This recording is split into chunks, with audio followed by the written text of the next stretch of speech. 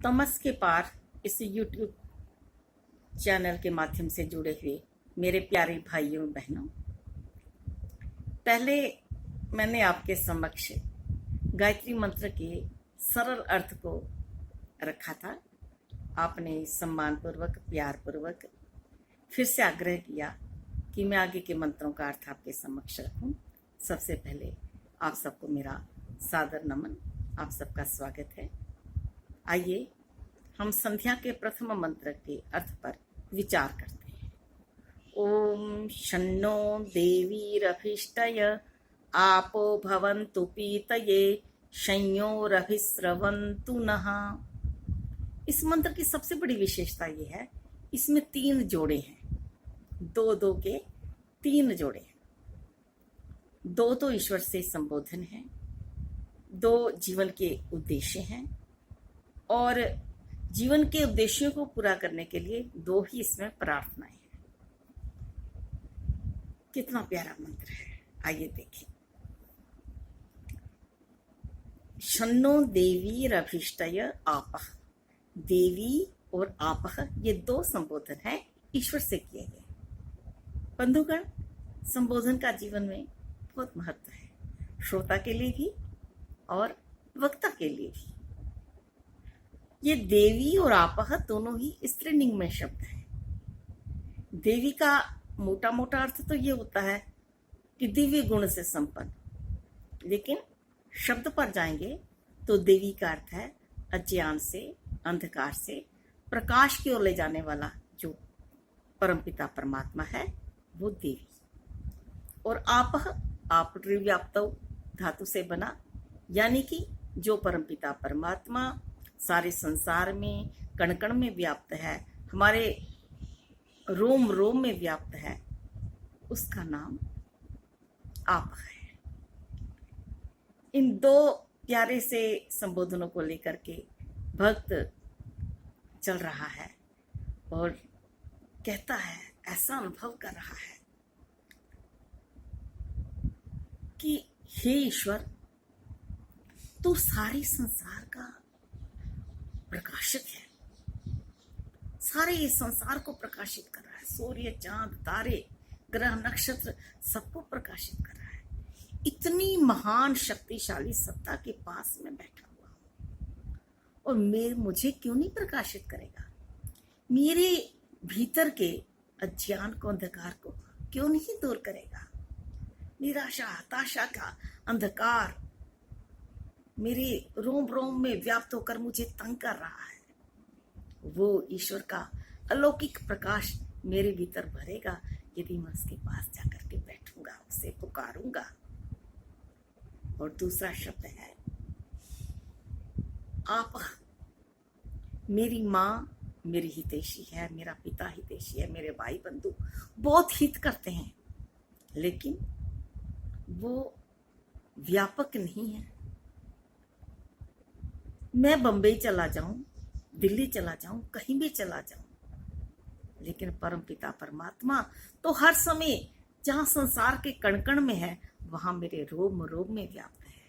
मेरे अंदर की सारी भावनाओं को जानता है, मेरी परेशानियों को जानता है।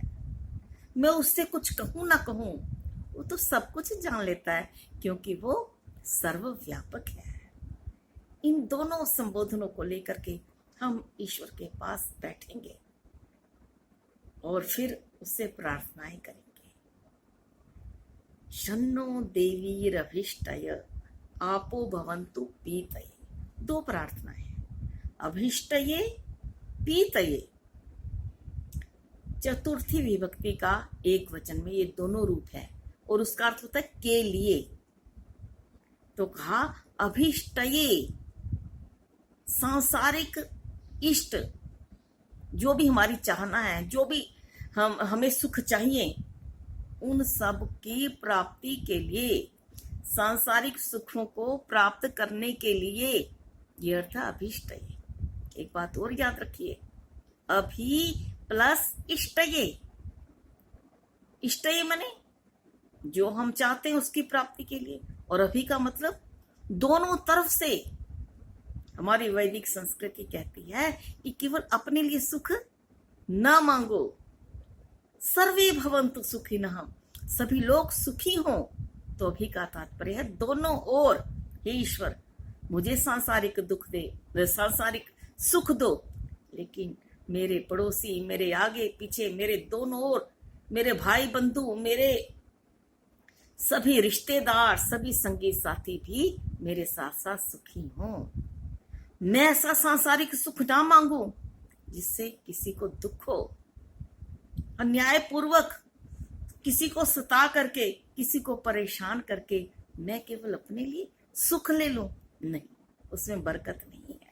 मेरे लिए और मेरे दोनों ओर, मेरे चारों ओर के सभी संगी साथियों के लिए भी मुझे सुख चाहिए। तो मैं अभीष्ट ये इस सांसारिक सुखों की प्राप्ति के लिए। और दूसरी बात कही पीत ये क्या हुआ, पूर्णानंद की प्राप्ति के लिए। किसी भी चीज की एक सीमा होती है। भोजन बड़ा अच्छा है, लेकिन सीमा से अधिक खा जाएंगे, लिमिट से ज्यादा खा जाएंगे तो वो नुकसान करेगा।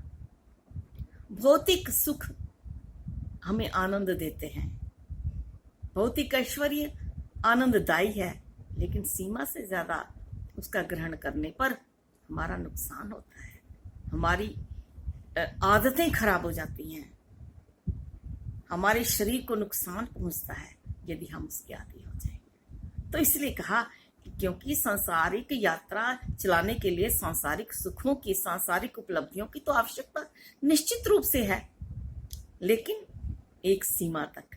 फिर हम साथ साथ प्रार्थना करें। जब हमने काफी भोग लिए, सुखों को भोग लिया, तो कहा पीत ये, हमें हमारे जीवन का जो वास्तविक उद्देश्य है, जिसके लिए हम जीवन इस संसार में आए हैं, पूर्णानंद की प्राप्ति के लिए, हमें वो भी तो चाहिए। तो इन दोनों के लिए क्या कहा, फिर लास्ट में कहा दो क्रियाएं, शन्नो भवन्तु अभिस्रवन्तु। शन्नो भवन्तु, हमें कल्याण पथ पर ले चलिए। इन सुखों के माध्यम से हम जीवन में कल्याण को प्राप्त करें, मंगल को प्राप्त करें, हमारे जीवन को प्रशस्त कीजिए। और ईश्वर से बढ़कर के और मार्गदर्शक कौन हो सकता है?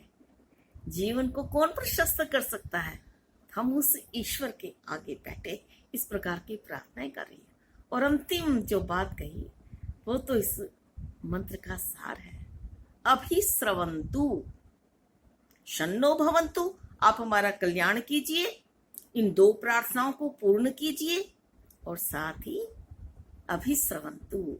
स्रवती माने चोता है, जैसे छत से पानी टपकता है, चोता है। उसकी दो विशेषताएं, एक तो वो धीरे धीरे टपकता है, और दूसरा उसमें निरंतरता होती है, लगातार टपकता है।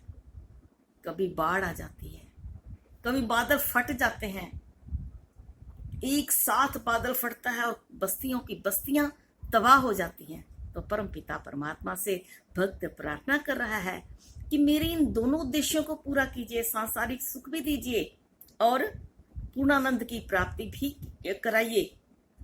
और लेकिन इन सुखों को आप छप्पर फाड़ के मत दीजिए, बिल्कुल धीमे धीमे धीमे धीमे दीजिए। एक साथ यदि सुख देंगे तो मैं अहंकारी हो जाऊंगा, मैं तो सबको कुछ भी नहीं समझूंगा, भूल जाऊंगा, और हो सकता है इतना सुख पा करके मुझे हार्ट अटैक भी हो जाए। तो धीरे धीरे दोगे तो पता भी नहीं चलेगा, उसका आनंद भी आएगा। सहज पके सो मीठा होए। तो कहा अभिस्रवन्तु, धीरे धीरे धीरे दीजिए। और साथ में दूसरी बात जो मैंने आपसे कही कि निरंतरता, निरंतर दीजिए। ये नहीं कि आपने सुख दे दिया फिर नहीं दिया, आप धीरे धीरे अपनी कृपाओं की बरसात मुझ पर डालिए और लगातार डालिए। तो इन शब्दों से ईश्वर की प्रार्थना करता हुआ भक्त ऐसा महसूस करता है कि मेरे अंदर का सारा कालुष्य, सारा अंधकार, सारी निराशा, हताशा सब कुछ समाप्त हो रही है, और एक मैं महान शक्तिशाली परमात्मा के पास बैठा हुआ उसके प्रकाश को अपने रोम रोम में अनुभव कर रहा हूँ। और एक ऐसी निर्भयता, आत्मविश्वास, आत्मबल मेरे भीतर जाता जाएगा। आगे के मंत्रों का व्याख्यान फिर से करेंगे। सबका बहुत बहुत धन्यवाद।